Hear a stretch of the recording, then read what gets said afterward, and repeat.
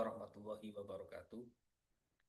Alhamdulillah, puji syukur kita panjatkan kepada Allah Subhanahu wa Ta'ala, sehingga pada kesempatan kali ini kita masih diberikan kesehatan eh, untuk melakukan sosialisasi audiensi eh, tentang sertifikasi halal bagi pelaku usaha di desa wisata. Tentunya yang saya hormati pada Bapak Kepala Dinas Koperasi dan UMK Kabupaten Kendal beserta jajarannya. Izin dari saya akan menyampaikan tentang bagaimana atau seperti apa program pemerintah, baik dari BPJPH maupun Kementerian Pariwisata, yang bertujuan untuk melakukan sertifikasi halal bagi pelaku usaha di desa wisata.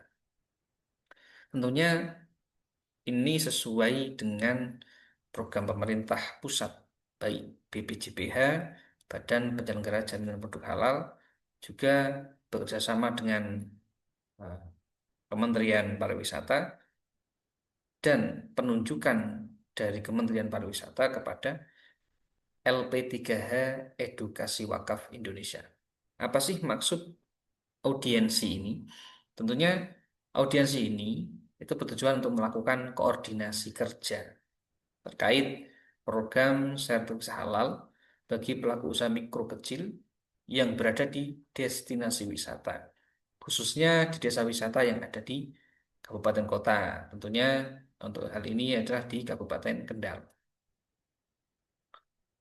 Kemudian tujuan dari audiensi adalah untuk meningkatkan Indonesia Muslim Travel Index atau IMTI.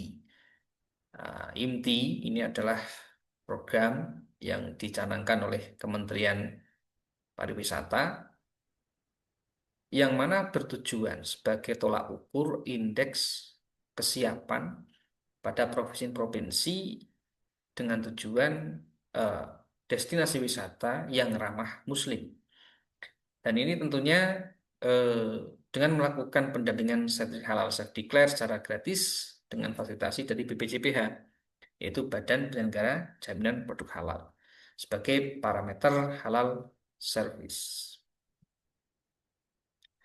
Target dari sertifikasi halal destinasi wisata yaitu 100% pelaku usaha mikro kecil yang produk atau jasanya terkait dengan barang konsumsi, barang gunaan dapat tersertifikasi halal untuk mempersiapkan wajib halal pada bulan Oktober tahun 2026. Sehingga program ini tentunya sesuai dengan peraturan pemerintah dan juga program pemerintah pusat. Kemudian periode pelaksanaan program ini yaitu antara Desember, ya, bulan Desember tahun 2025 sampai bulan Maret tahun 2026. Apabila eh, pada eh, sebelum Maret kok seluruh pelaku usaha telah tersertifikasi, maka program dinyatakan selesai. Ini tentunya suatu kebanggaan bagi pendamping halal yang berada di bawah naungan LP3HEWI. Kenapa? Karena eh, Kementerian Pariwisata itu menunjuk langsung kepada lembaga pendamping edukasi wakaf Indonesia untuk mendampingi pada 1.500 desa wisata yang berada di 15 provinsi. Terus mengapa pelaksana sertifikat halal di desa wisata ini kok adalah LP3H EWI, Edukasi Wakaf Indonesia? Itu kenapa? Kok yang dipilih itu adalah LP3H Edukasi Wakaf Indonesia. Sedangkan lembaga pendamping yang berada di Indonesia itu ada 300 lebih.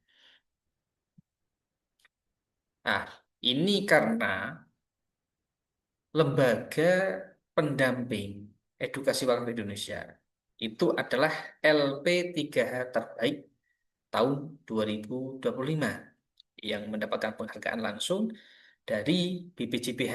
Tentunya ini suatu kebanggaan bagi lembaga pendamping halal edukasi wakaf Indonesia sehingga dipercaya oleh Kementerian Pariwisata untuk mendampingi pelaku usaha yang berada di 1.500 desa wisata. Ini sesuai dengan eh, program kerja dari lembaga pendamping edukasi wakaf Indonesia, yang mana pada bulan lalu, Agustus, September, Oktober, itu telah melakukan sertifikasi halal pada 20 desa wisata. Yang mana pada 20 desa wisata tersebut, itu ada 438 pengajuan sehati atau sertifikat halal gratis dari pemerintah. Dari 438 itu telah terbit 418 sertifikat halal. Tentunya ini progres yang sangat baik. Nah, tentunya dari LP3HMI itu juga ada pendamping-pendamping yang berkompeten, yang mana dari 20 desa wisata itu ada beberapa nama yang alhamdulillah menerbitkan beberapa sertifikat halal di desa wisata.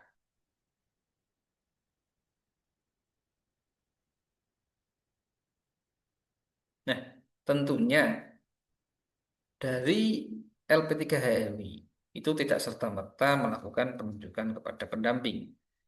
Ini suatu komitmen bahwasanya LP3 Edukasi Wakaf Indonesia itu ketika menunjuk kepada pendamping itu ada surat tugas langsung yang dikeluarkan oleh lembaga sehingga bagi pendamping yang sudah mendapatkan surat tugas ini dia berhak dan berkompeten juga legal untuk melakukan pendampingan di desa wisata. Di nanti ketika terjun ke lapangan itu harus menunjukkan surat tugas. Kemudian apabila ada pelaku usaha mikro kecil lainnya di kabupaten atau di kota yang perlu didampingi sertifikat halal, ini akan dilakukan secara gratis oleh pendamping proses produk halal EWI. Artinya semua itu gratis bagi pelaku usaha mikro kecil.